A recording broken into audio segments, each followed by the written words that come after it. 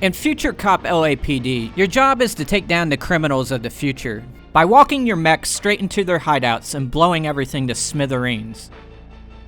Before each mission, you get to equip yourself with 3 different types of weapons, a light, a medium, and a heavy. As you begin walking around, these weapons will lock onto the nearest target using a tiny red line. If multiple targets are available, you can toggle between them with the touch of a button.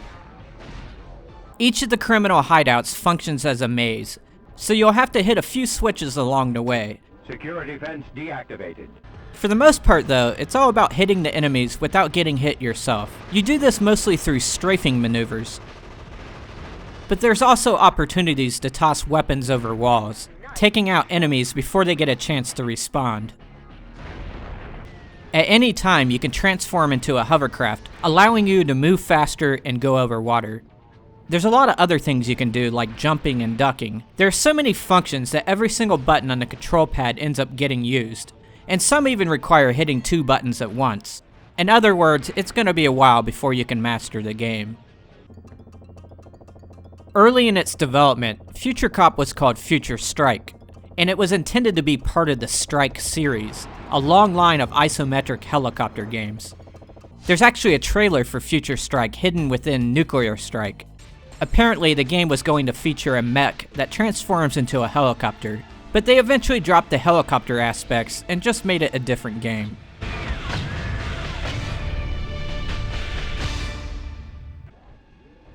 So is Future Cop a fun game? For the most part, yes.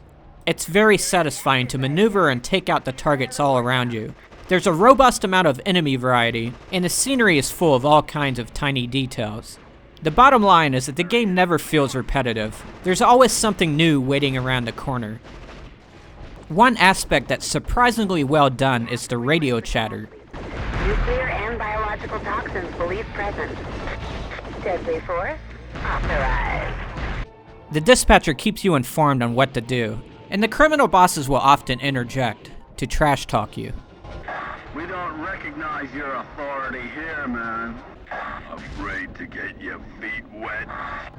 LAPD response time predictably inadequate. I am in complete control here. It's not a big thing, but the added touch makes the game a bit more interesting.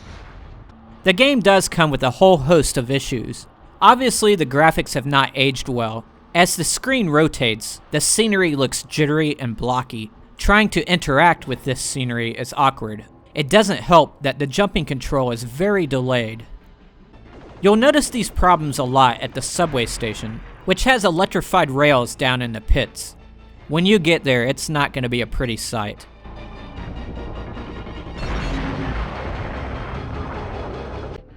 Another issue is the auto-targeting, which can get confusing at times. It tends to lock onto things that are way off the screen, so a lot of times you won't even know what you're shooting at.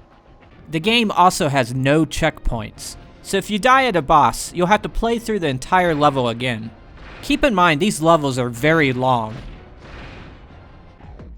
What I've been showing you so far is the Crime War mode, but there's also a Precinct Assault mode, which is basically a real-time strategy game against the computer.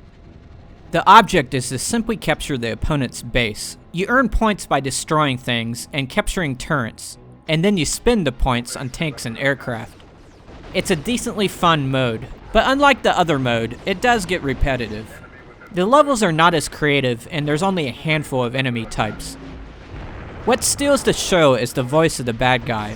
He sounds like a 1980s Saturday morning cartoon villain. Come out wherever you are. Let me introduce you to my little friend, who can't run forever. Defend your master. No! Where are you?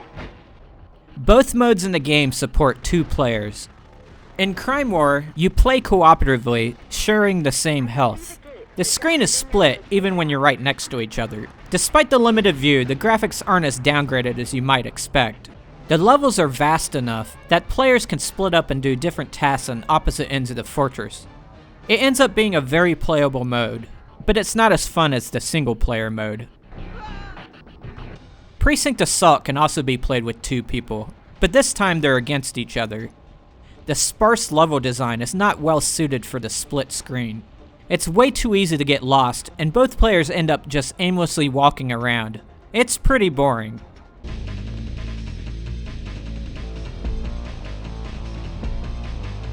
Future Cop LAPD is very rough around the edges, literally. But with its tactical gameplay, high-power weaponry, and large variety of explodable targets, it has everything it needs to be a fun game. People who play PS1 games should definitely check this one out.